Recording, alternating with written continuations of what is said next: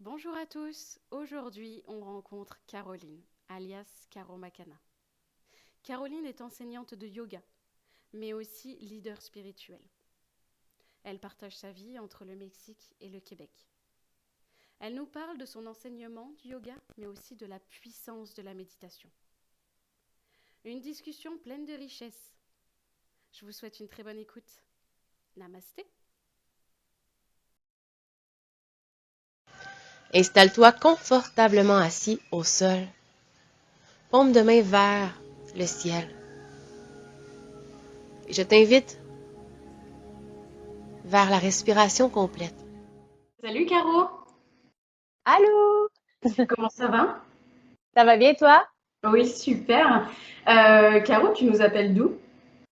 En fait, moi, je suis située en ce moment au Québec, mais j'habite la plupart du temps au Mexique. Ouais, c'est ce que j'ai vu. D'ailleurs, ça fait rêver. Toutes tes photos font vraiment rêver. Mais là, on en profite que tu sois au Québec, du coup, pour avoir une petite entrevue. Euh, Caro, je te laisse te présenter. Je te laisse présenter aussi ton activité, ce que tu fais dans la vie et comment t'en es arrivé là où tu es aujourd'hui. Voilà, Hmm. je te laisse faire un bref débriefing. C'est large, mais OK, parfait. Ben, bonjour tout le monde, j'espère que vous allez bien. En fait, mon nom, c'est Caro Makana sur les réseaux sociaux. Et puis, ben, je pourrais me définir comme une enseignante de yoga, un leader spirituel. Je travaille sur le web depuis 2014, mais vraiment plus activement depuis 2018, lorsque j'ai décidé de fermer mon entreprise physique pour devenir seulement une enseignante de yoga en ligne et pouvoir voyager. Et je dirais que la vision de voyager, je l'ai eue il y a 10 ans, puis que maintenant, je vis de mon rêve que je vais probablement vous parler éventuellement dans cette entrevue. oui, c'est sûr. On y vient de plus en plus hein, à vraiment être nomade et du coup faire tout en ligne. Ouais, Vraiment, j'ai vu que donc tu étais enseignante de yoga. ouais. Comment le yoga est arrivé dans ta vie? C'est arrivé par une drôle de porte parce que c'est par la paresse qu'elle est entrée dans ma vie. J'ai fait du yoga pour la première fois au cégep autour de 2009 euh, dans un cours au cégep qui s'appelait Relaxation et gestion du stress. Donc, alors moi, je pensais que ce serait très facile et que ce serait un cours très relax. Mais finalement, on a eu quand même très bon cours de yoga, très bonne connaissance aussi de comment le stress impacte le corps, qu'est-ce qui se passe dans le corps à ce moment-là, puis toutes les techniques, je dirais, de base, mais quand même assez approfondies du yoga pour gérer tout ça. Puis c'était très intéressant. C'est bien. Alors pour les Français ou pour ceux qui savent pas, le cégep, il y a pas d'équivalence en France. C'est après le lycée, mais avant la fac. Donc tu as plus de 18 ans, normalement, si j'ai bien compris. Mais nous, on n'a pas d'équivalence. C'est juste faire une parenthèse. Exact, c'est exact. Euh, Ça vient jamais de la bonne façon, on dirait, tout ce qui est là où on doit aller n'arrive jamais forcément de la bonne porte. C'est toujours, comme tu dis, un peu de façon brusque ou de façon soit hasardeuse. Et donc, tu es tombée dans le yoga au cégep. Et là, ça a Ouais. été comme un déclic. Tu as su tout de suite ce que tu voulais faire ou tu as laissé ça de côté Non, j'ai laissé ça de côté puisque pendant ce cours-là, je suis tombée enceinte de ma deuxième fille qui a aujourd'hui 13 ans. Puis, elle a eu des problèmes de santé. Elle est née vraiment d'avance. Elle est née à 25 semaines de gestation au lieu de 40. Donc, j'ai dû passer énormément de temps à l'hôpital, puis dans les années qui ont suivi également. Donc, j'avais comme mis sur pause, je dirais, ma carrière ou mes aspirations. Puis, c'est simplement vers 26 ans que j'ai tranquillement renoué avec le yoga suite à une dépression parce que je m'étais trop mis de côté, en fait. voilà, le yoga est revenu dans ta vie à un moment aussi un peu brusque. Suite à une Ouais, dépression, et tu es revenu vraiment à ton intérieur, à ton corps vraiment. Euh, Tu décris dans ton site internet que ça a vraiment été comme un appel, une sorte de pour revenir à l'intérieur de soi. Mhm.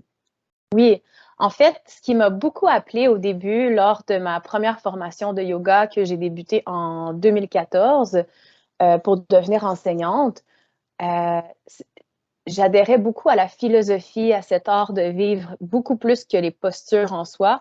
Donc, j'aimais beaucoup cette façon de constamment s'observer dans le quotidien, de constamment évoluer d'une situation, apprendre de quelque chose, avoir un regard avec détachement au lieu de réagir, puis justement de penser qu'on est simplement la matière, par exemple, qu'on se définit simplement par le corps ou par nos pensées ou par notre émotif. On est beaucoup plus que ça, mais ça prend une certaine discipline, une certaine observation, puis c'est ça qui m'a le plus passionnée au début.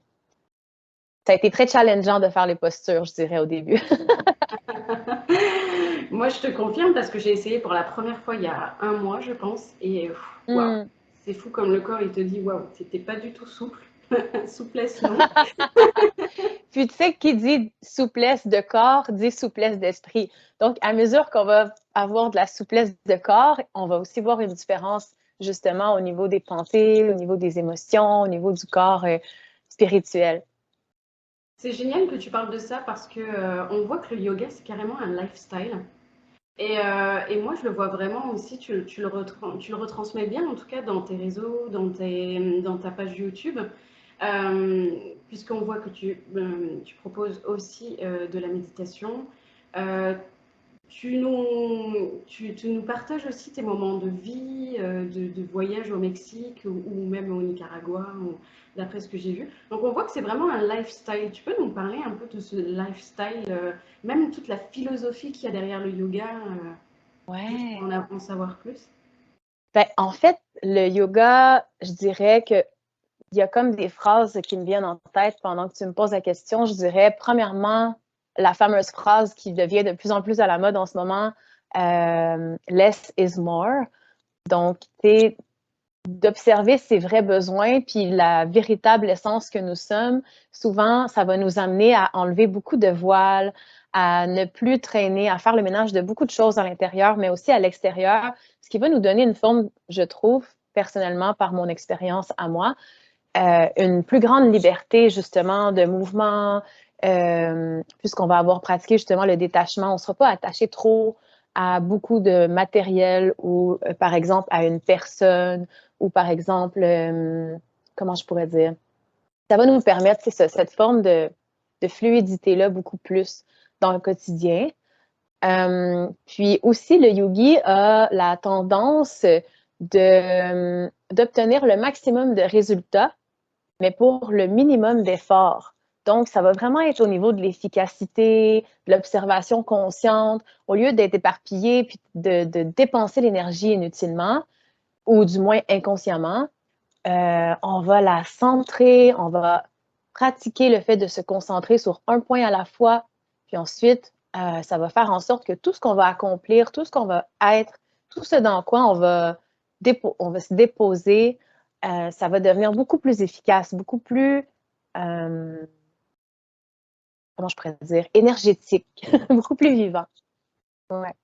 On voit vraiment qu'il y a vraiment une tendance en ce moment qui est vraiment ça, comme tu dis, c'est une mode, mais en même temps, je pense que c'est également des personnes qui prennent conscience de tout ça, et le yoga le transmet bien au final. Ce less is more, le fait de ne plus s'éparpiller et arriver à se concentrer sur un point et du coup ne pas dépenser de l'énergie partout, au lieu de ça, bien se concentrer. Et je trouve que le yoga, c'est vraiment c'est une belle pratique et c'est une pratique qui vraiment amène ce mode de vie-là.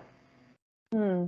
Ben, ça me donne envie de rebondir sur le fait justement de prendre le temps. C'est un, c'est un message que je prône énormément puisque suite à ma dépression, je me suis rendu compte que souvent, trop souvent, encore aujourd'hui, j'observe beaucoup de gens qui ont cette tendance d'attendre toujours un événement clé avant de se déposer. Comme par exemple, je vais travailler, mais je sais que samedi, je vais pouvoir relaxer, mais pas avant. C'est comme si on ne s'accorde pas au quotidien le fait de se relaxer complètement parce que, ben, premièrement, on est encore dans cette tendance général à la productivité intense, sans quoi on trouve qu'on n'est pas suffisant, on ne se trouve pas assez, on ne se...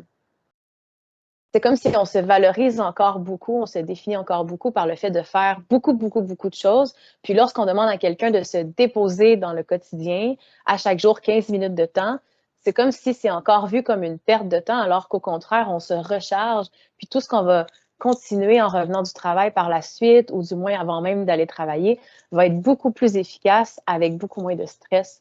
Donc, on va se sentir beaucoup plus calme intérieurement, puis disposé à le faire de la meilleure façon qui soit. Exact. Et c'est ce que tu proposes d'ailleurs quand tu fais des défis 31 jours ou 28 ou de méditation que tu vas commencer à partir de demain, je crois. Et, Oui! et de yoga que tu viens de finir, il me semble. J'ai, j'ai pas compris la fin de la phrase. Et de yoga, du coup, il me semble que tu as terminé hier ou vendredi, je crois. Oui, j'étais supposée terminer hier, mais finalement, vendredi, mon corps ne suivait plus parce que je reviens d'un programme intensif avancé euh, qui m'a amené justement à terminer un certificat en tant que yoga acharya. Puis c'était très demandant. Et puis, tu vois, on est enseignant, mais on est toujours l'élève qui s'enseigne soi-même aussi. Alors, moi aussi, j'ai pas tant pris le temps de me déposer. J'ai décidé qu'en sortant tout de suite, j'allais partir le 7 jours pour finaliser là, le défi de 21 jours parce que je voulais vraiment comme vivre avec les abonnés tout cet engouement-là que je ramenais avec moi d'avoir passé un 32 jours dans une ashram avec une horaire incroyable. Mais j'ai pas tant écouté mon corps qui a commencé à être de plus en plus malade, de me dire en fait de me déposer plus que juste un 15 minutes par jour que j'avais besoin vraiment de récupérer. Alors, j'ai pris le week-end off sans vidéo, sans rien. Ça a fait vraiment du bien. Tu as bien fait. Mais du coup, en proposant tous ces défis-là, tu demandes aux abonnés et aux personnes qui te suivent de prendre ce Exactement. moment-là pour eux. Et c'est ça qui est beau. Ouais. Oui, ce que je me suis rendu compte, c'est que souvent les gens, ils vont, par exemple, s'inscrire à une cohorte en ligne, que ce soit des vidéos live ou que ce soit des vidéos préenregistrées. Souvent, ils vont s'engager comme la première semaine, ils vont avoir comme l'engouement, l'excitation du début. Puis ensuite, ils vont retomber dans leurs anciennes habitudes. Puis je me suis rendu compte que de faire des petites apparitions comme ça quotidiennes les amenait à continuer le mouvement comme si ensemble, on savait qu'il fallait se commettre à se rencontrer à 6 heures le matin. Donc, c'est comme si en se réveillant, du moins c'est ce que je souhaite, que les gens se disent ah, Caro nous attend, il y a d'autres gens qui le font, donc moi aussi je vais le faire. T'sais. Donc, c'est d'utiliser la force du groupe pour se motiver tout le monde ensemble. Donc, c'est un peu le but de la chose. Mais c'est fou. Et puis en plus, le fait que toi, tu le fasses avec nous, donc avec les personnes qui regardent le live ou la vidéo, ça c'est chouette parce que tu as l'impression qu'on te suit au final. Tu nous attends et on te suit. Ouais. Et ça, c'est chouette. Oui. Puis tranquillement, ça va se transformer. Ce que j'ai annoncé justement vendredi suite à mon observation intérieure, je me suis rendu compte que euh, ça devient un challenge éventuellement quand tu deviens un entrepreneur, mais que tu veux aussi garder aussi la discipline de l'enseignante de yoga qui applique ce qu'elle dit, puis en plus enseigne aux élèves. Puis à un moment donné, c'est devenu lourd. À un moment donné, c'est devenu lourd de me lever très tôt, mais je le sais que c'est ce que les gens ont besoin avant d'aller travailler. Donc, j'ai décidé, au lieu de tout enseigner en live les postures, de tout enseigner la méditation, de tout enseigner à 6 heures le matin, pour faire un compromis entre les deux, j'ai décidé de faire un nouveau concept hybride que le matin, on fait ensemble la méditation et la respiration. Puis ensuite, les gens peuvent choisir sur la plateforme de yoga des séances préenregistrées selon une panoplie de thèmes. Puis, comme ça, je trouve que ça fait vraiment comme une belle équilibre entre le donner et recevoir. Puis, en même temps, ça leur donne un choix incroyable de peut-être qu'il y en a qui sont, peut-être que certaines personnes désirent faire une routine beaucoup plus énergique, alors que peut-être que quelques autres personnes décident de faire une routine beaucoup plus relaxe cette journée-là. Donc, je trouve que ça l'amène encore plus d'alignement à soi-même. cette façon d'offrir le Ouais, yoga. c'est vraiment chouette, puisque tu t'adaptes à chacun. Au final, chacun choisit ce dont il a besoin, et toi, tu t'adaptes Mhm. à chacun. Et ça, c'est chouette. Pour la méditation, c'est vraiment bien. Je trouve que c'est très complémentaire. Oui. Est-ce que ce sont des méditations guidées? En fait, sur la plateforme, jusqu'à maintenant, il y avait beaucoup de méditations guidées. Il y avait beaucoup de... En fait, c'est comme ça que j'ai commencé ma chaîne YouTube. J'avais fait une méditation guidée juste comme ça avec mon téléphone. Puis 1 an plus tard, je me suis dit, ah, je vais aller voir, c'est vrai, j'avais fait ça juste comme, tu sais, par intuition. Puis il y avait plus de 1000 personnes qui avaient regardé. Puis je me disais, ben Waouh! voyons, j'ai même pas de chaîne officielle. Alors, je me suis dit, ah, c'est un signe, je vais continuer à faire ça. Puis au début, je trouvais ça intéressant de me cacher derrière la méditation, le vocal. Puis à la longue, je me suis rendu compte qu'en fait, le yoga, c'est pour le but ultime du yoga, en fait, c'est d'en venir à la méditation. Donc, de s'asseoir vraiment avec soi-même, puis de pouvoir observer sans distraction son monde intérieur et éventuellement de le transcender. Donc, c'est ça, en fait, la réalisation.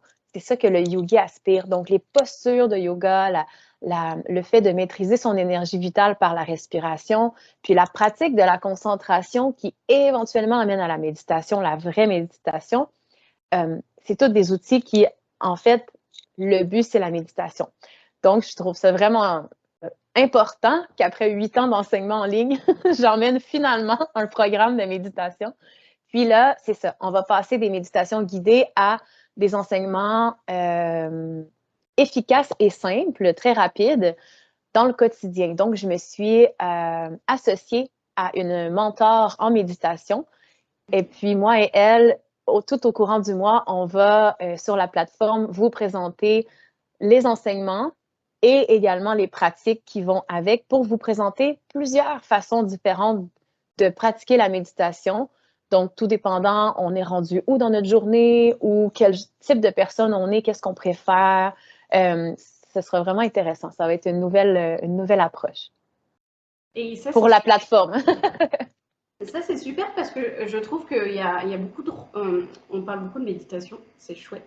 Vraiment, il y a beaucoup de personnes qui veulent se mettre à méditation, mais il y a beaucoup de personnes qui se mettent une pression folle. Euh, Soi-disant, la méditation, il y a un but ultime à atteindre. Ou alors j'ai réussi ou j'ai pas réussi ma méditation. J'ai un peu de mal avec ça, mais beaucoup de personnes se mettent une pression et être guidées. Euh, Comme tu dis, dans sa pratique, ça c'est important. Ouais. Bien, c'est sûr que euh, être guidé, c'est ça par quelqu'un qui a déjà fait l'expérience, qui a déjà fait une partie du chemin et qui continue de le pratiquer.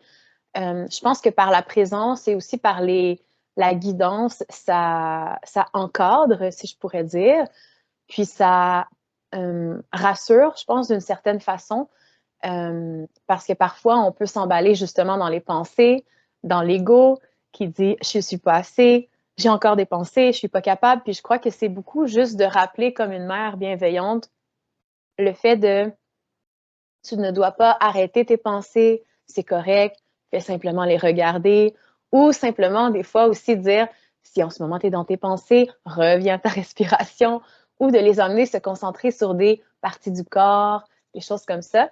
Mais c'est certain qu'avec le temps, mon souhait ultime, c'est que les gens soient capables de le faire par eux-mêmes, sans avoir besoin. T'sais, il faut pas, je crois que c'est une règle d'honneur en tant qu'enseignante.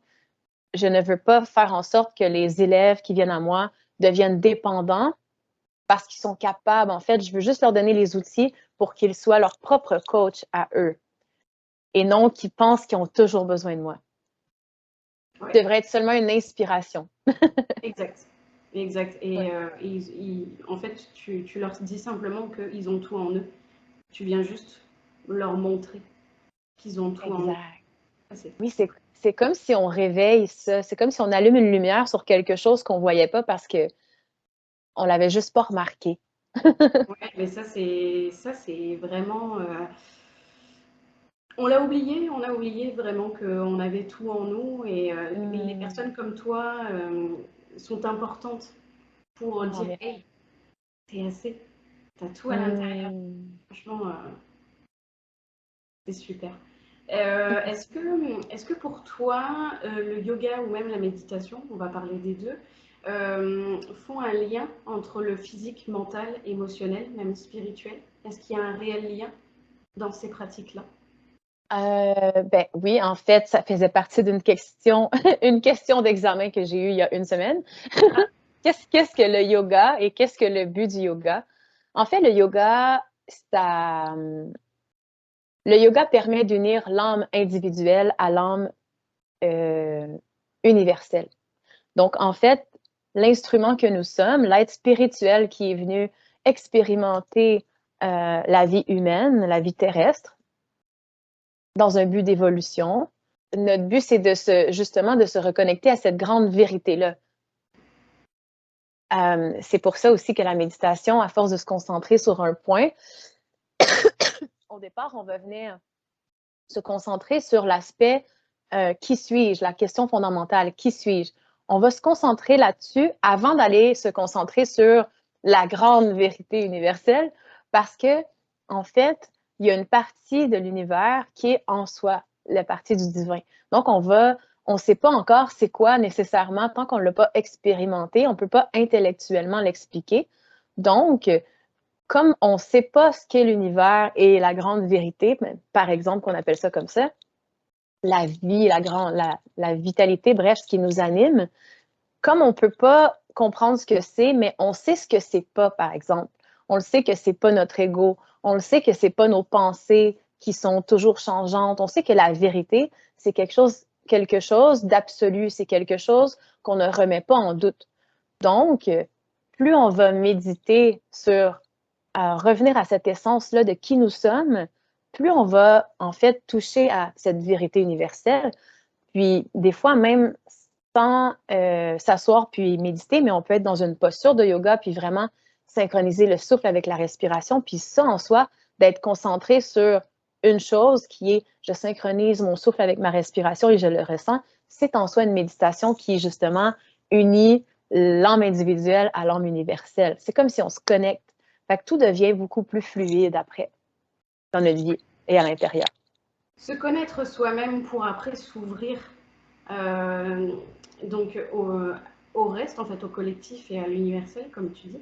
Ouais. Moi, je te posais cette question parce que c'est le but de ma chaîne, donc exposer vraiment le bien-être physique, mental, émotionnel et spirituel. Et j'aime quand les pratiques euh, sont, sont vraiment en lien les unes avec les autres. Euh, Mhm. donc c'est bien que tu rappelles aussi que se connaître soi-même, enfin vraiment aller à l'intérieur de soi, puisque l'extérieur n'est qu'un reflet de l'intérieur. Oui, exactement. Oui, exactement. Puis, puis tu sais, on, dans notre cerveau intellectuel, dans notre mental qui intellectualise les choses, on a tendance à mettre certaines choses par étapes. On croit que, OK, on va se connaître, puis ensuite on va connaître le plus grand ou bref, la grande vérité. Mais en fait, c'est des choses qui se font simultanément. On peut être dans une posture où on peut être en train de respirer ou de pratiquer notre méditation, puis on peut recevoir cette inspiration-là d'une évidence qui va être une parcelle de la vérité qu'on fait Ah, ben oui, c'est ça, ça devient une évidence. Puis c'est comme ça, c'est des petites pépites qui vont tranquillement, à mesure qu'on se découvre soi-même, on va découvrir en même temps toute cette essence, cette espèce de tissu dans lequel on est toutes connectés, interconnectés. Donc, Ouais, exact. mhm. Pour quelqu'un qui débute le yoga ou même la méditation, quel conseil tu donnerais vraiment à quelqu'un qui dit ok, moi je veux débuter le yoga, mais je ne sais pas du tout par où commencer, ou même la méditation, je ne sais pas par où commencer. Quel conseil tu donnerais à un vrai débutant? Hmm. Je dirais à cette personne de suivre l'appel intérieur. Si elle a eu l'envie profonde de commencer, commence, puis commence avec l'idée que tu as reçue. Si tu as reçu l'idée de commencer à faire des postures tous les jours, commence par ça. Si tu as reçu l'inspiration de méditer tous les jours, commence par ça. Mais l'important, euh, je dirais, c'est de garder la constance, puisque trop souvent, on va avoir une idée, on va t'inspirer, puis on va l'arrêter parce qu'on va trouver ça trop dur ou on va se faire à croire qu'on n'aura plus le temps. Puis en fait, le mode de vie du yogi, c'est vraiment de terminer ce qu'il commence. Puisque lorsque tu reçois l'inspiration, c'est que c'est une inspiration divine. Il y a quelque chose, il y a un appel intérieur qui te dit, tu veux commencer ça. Puis si tu veux l'expérimenter sincèrement, c'est vraiment dans la constance. Donc, ça ne serait pas nécessairement en termes de quantité. Par exemple, des fois, on a tendance à se dire, ah, je vais faire 1 heure tous les jours. Puis là, ça paraît tellement grand qu'on arrête. Ça devient trop lourd. Trop lourd. Alors, je dirais que c'est l'important, ce serait de un petit peu chaque jour, quelques minutes par jour, puis vous suivez votre intérieur. Si cette journée-là, vous voulez en faire beaucoup, faites-en beaucoup. Ça va devenir plus agréable, plus amusant, plus inspirant. Ouais. Ne pas oublier l'envie et aussi le plaisir de prendre, l'envie de prendre du plaisir à faire du yoga ou de la méditation. Pas Exactement. dans, Oui, parce que lorsqu'on débute, le plaisir aussi, c'est de découvrir les différents styles, de découvrir les différentes approches, les différents professeurs. Qu'est-ce que j'aime pas? À travers ça, on répond à la question qui suis-je, qui ne suis-je pas? Donc, c'est ça. Tout revient encore à cette question fondamentale. Donc, de découvrir, d'oser essayer des avenues différentes, mais toujours en lien avec l'idée de base. Oui, en fait, là, la ligne directive, c'est se connaître soi. Qu'est-ce que j'ai envie? Qui suis-je? Qu'est-ce que j'ai à apprendre ou ce genre de choses-là. Ouais, parce que souvent le débutant va dire ah c'est trop dur ce yoga-là, cette forme de posture-là, je le ferai pas.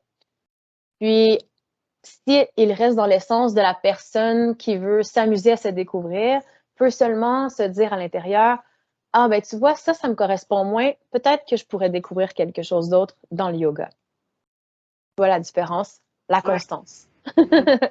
Mais ça tombe bien Ouais. que tu parles de posture, puisque est-ce qu'il y a des postures qu'on peut commencer, un débutant peut faire, ou peut-être le matin en se levant Ouais. pour, euh, pour se sentir bien? Ouais. En fait, traditionnellement, le yoga, c'était des sons, puis ensuite est venu les postures de yoga. Et puis, dans la philosophie, dans la tradition, la branche du Hatha Yoga, est venu la première enchaînement de postures qui était la salutation au soleil. Puis cet enchaînement de postures-là, elle est très importante puisqu'elle va aller stimuler tous les ligaments, tous les muscles, et puis même toutes les os. Alors, c'est vraiment recommandé minimum 10 minutes par jour de commencer avec ça. Ça va réchauffer le corps. Malheureusement, ben, heureusement aussi parce qu'en fait, il n'y a rien de mauvais, puis il n'y a rien de parfait. Mais avant la salutation au soleil, cet enchaînement-là, elle était effectuée avant les postures de yoga afin de réchauffer le corps justement, puis de permettre que l'organisme soit vraiment en bon état, à son meilleur pour rentrer dans les postures et puis avoir cette possibilité-là de méditer dans la posture. Par contre, avec la société d'aujourd'hui où on n'écoute plus, on n'est plus connecté à notre corps, on est obligé des fois de faire un réchauffement avant la salutation au soleil. Parce que notre corps est un petit peu plus résistant, avec des résistances. Donc, si vous commencez par la salutation au soleil puis vous sentez des résistances, c'est normal. Ne vous jugez pas. Faites simplement quelques petits étirements là, au niveau de toutes vos articulations. Bougez votre corps. Bougez la colonne vertébrale dans tous ses sens. En avant, en arrière. On regarde en arrière d'un côté, on tord. On regarde de l'autre côté, on tord. C'est comme jouer avec le fait de réchauffer tous vos ligaments, toutes vos articulations, tous vos ouais, ça, je l'ai dit, la colonne vertébrale dans tous les sens. Puis ensuite, aller à la salutation au soleil. C'est vraiment la base. Il y en a qui me trouvent plate. Il y a certaines personnes qui font comme ah, là, c'est long, la salutation au soleil. Mais c'est vraiment ça. Quelqu'un ferait la salutation au soleil tous les jours, 10 minutes. Ça serait une super belle prévention pour sa santé à long terme. Ok, Ouais. donc juste 10 minutes, enfin juste, c'est quand même beaucoup, une salutation au soleil pendant 10 minutes, ça réchauffe le corps, ça doit ouvrir aussi, ouvrir l'esprit également. En fait, ça va connecter tout ton corps, ton esprit. Ça va venir justement renforcer en profondeur, mais ça va aussi aller lubrifier toutes les articulations, renforcer les muscles, les os, assouplir tout le corps. Donc, c'est vraiment une belle pratique. Ok.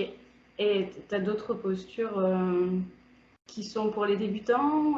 Genre, je sais qu'il y a le cobra, par exemple. Ouais. Plutôt pas Ben, mal. ensuite, il y a des postures de base qui sont divisées en 6 familles de postures. Puis, ce Ok. qu'on recommande, ce serait au moins, après la salutation au soleil, d'avoir une posture de chaque famille de postures. Donc, il y a les postures qui sont on dirait, j'essaie de trouver les mots français. Le back bend, Ok. la flexion arrière, la flexion avant, la torsion, les postures d'équilibre. Donc, chaque famille de postures, puis vous pouvez trouver ça sur ma chaîne YouTube également et sur la plateforme plus en profondeur. Chaque famille de postures a son rôle aussi au niveau du corps, mais au niveau de l'esprit. Il y a des postures qui vont beaucoup favoriser l'introspection, le fait de connecter à son monde intérieur. Il y en a qui vont, au contraire, ouvrir le cœur, qui va aider justement à la libération des émotions. Il y en a certaines qui vont favoriser la détoxification, le fait de laisser aller des situations, des choses, mais aussi détoxifier le système digestif. Donc, c'est vraiment, c'est très intéressant. On voit que tu offres plusieurs de ces pratiques, comme tu dis sur ta chaîne YouTube, 6 familles, en fonction de nous, ce qu'on ressent. Donc, ouvrir l'esprit, comme tu disais, faire bouger le corps, commencer aussi. Et pour le commencement de la méditation, quel conseil tu donnerais pour vraiment, ok, je commence la méditation, à part d'y aller étape par étape, mais d'abord une méditation guidée?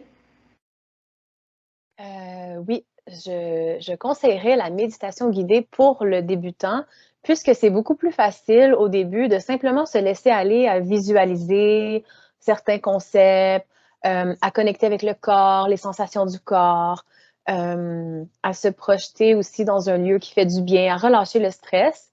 Et puis la deuxième étape, je dirais que ce serait la méditation, pardon, du souffle. Donc, c'est vraiment souvent utilisé aussi au début des cours de yoga en salle, par exemple, dans les centres et les studios. De se concentrer sur sa respiration, c'est une méditation qu'on peut faire tous les jours, que ce soit dans la voiture, au bureau, lorsque c'est l'heure du souper, puis que tu es en train de couper tes légumes, par exemple. Alors, tu peux juste te dire, ah, comment est ma respiration en ce moment? OK, est-ce que je peux la rendre plus fluide, plus relax, juste d'en prendre conscience. Et peut-être même ensuite, tu peux aller prendre une marche à l'extérieur, puis juste synchroniser la respiration au pas. Donc, ça devient une méditation, mais applicable là, dans la vie de tous les jours, puis ça devient quelque chose qui n'est pas lourd. Tu n'as pas besoin de dire, je dois m'asseoir, puis là, ça paraît quelque chose de contraignant, des fois dans l'horaire. Mais on espère que vous allez arriver à à cette forme-là. Mais c'est super facile comme ça dans le quotidien de commencer. Ah oui, s'écouter surtout, et puis la respiration, toujours la base de tout. Moi, des fois, je me rends compte que je respire pas. Et là, je fais Mmh, ah oui, puis ça détend. La respiration, c'est vraiment ce qui te fait ramener à toi-même, clairement. oui. Ben, c'est la vitalité. Tout On à fait. contrôle l'énergie vitale avec la respiration, puisque sans respiration, c'est la mort. Clairement, vraiment. Ouais. Et c'est ça qui est beau parce que c'est un outil qu'on a à disposition et qu'on fait depuis notre naissance et on ne se rend pas compte de la puissance qu'elle a. C'est vrai. Souvent, même aussi, on oublie de respirer comme il faut. Fait que ça aussi, c'est quelque chose qu'on peut pratiquer dans le quotidien, c'est d'observer si on est capable encore de respirer à partir de l'abdomen. Souvent, on va respirer au niveau des côtes, le stress, le haut du corps. On va respirer de façon vraiment rapide. Donc, on va suggérer aux gens de recommencer à respirer comme lorsqu'on était enfant, comme lorsqu'on est né, à partir de l'abdomen. Et ensuite, viennent les côtes qui s'ouvrent et ensuite, on refait ce cycle. La Ouais, respiration complète. Ouais. Ouais, on respire mal en fait. Quand on devient adulte, on respire vraiment par le haut du corps, alors que ça devrait être de l'abdomen d'abord. Mais ça, c'est tout à réapprendre, hein. Et Oui, la méditation en fait partie pour pouvoir réapprendre ça. c'est à se rappeler et à mettre en pratique. Parce que je trouve qu'il y a énormément de personnes qui savent, on est à l'ère de l'information où toutes les informations sont disponibles sur Google, sur les moteurs de recherche, tous les spécialistes en ligne, ils font un travail exceptionnel pour partager tellement de connaissances, mais la connaissance sans la pratique, c'est très pauvre, hein. Oui. Alors, pratiquons les amis. À l'action, passage à l'action tout de suite. Bon, super, cool. Caroline, où est-ce qu'on te retrouve sur les réseaux, sur YouTube? Tu as une application, je crois. Dis-nous tout. Oui, en fait, je suis plus active sur Instagram.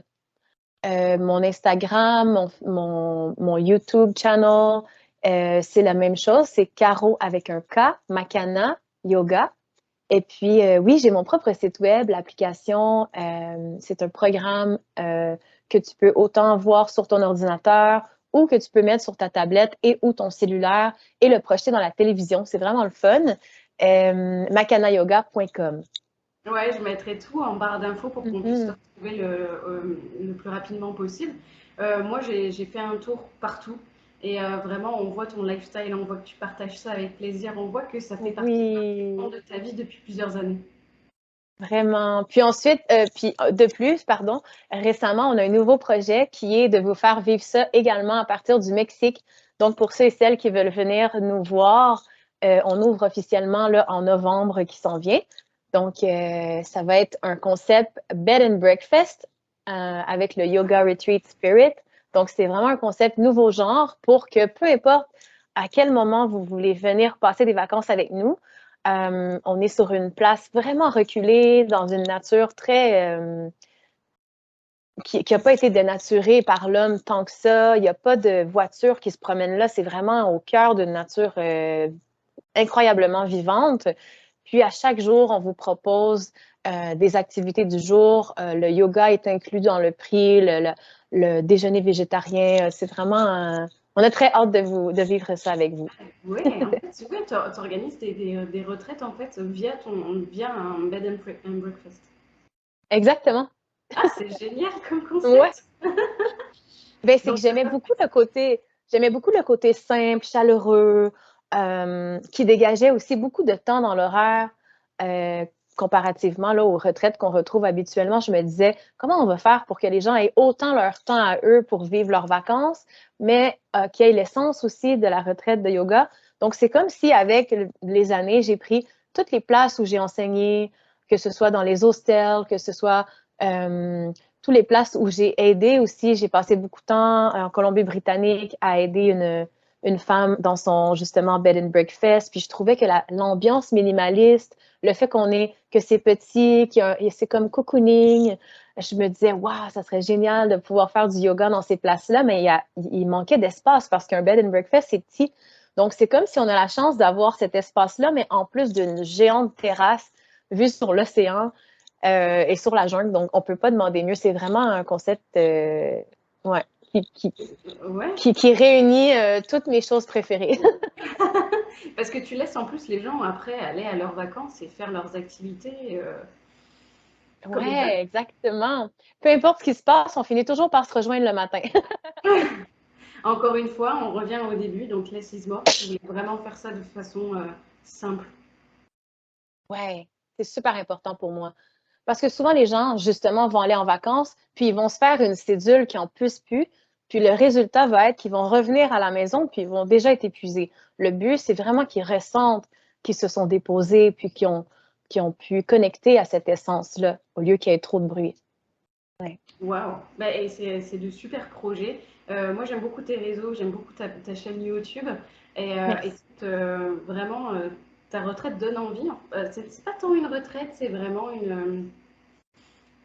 je sais même pas comment on pourrait qualifier ça, un endroit au Mexique où tu peux Oui, loger et faire du yoga et passer tes vacances. exactement. Ça s'appelle le Sky Temple. C'est sûr qu'éventuellement, je vais offrir des packages, peut-être une semaine ou 10 jours, où les gens vont pouvoir vraiment venir plus exploiter un thème. à venir. Oh, écoute, on voit grand, on voit loin, c'est ce qu'il faut. Oui, exactement. Et cool, merci beaucoup, Caro, merci pour ton temps et merci pour toutes ces belles explications. Vraiment, Mm. ça a été vraiment un super moment. Merci beaucoup à toi pour m'avoir reçu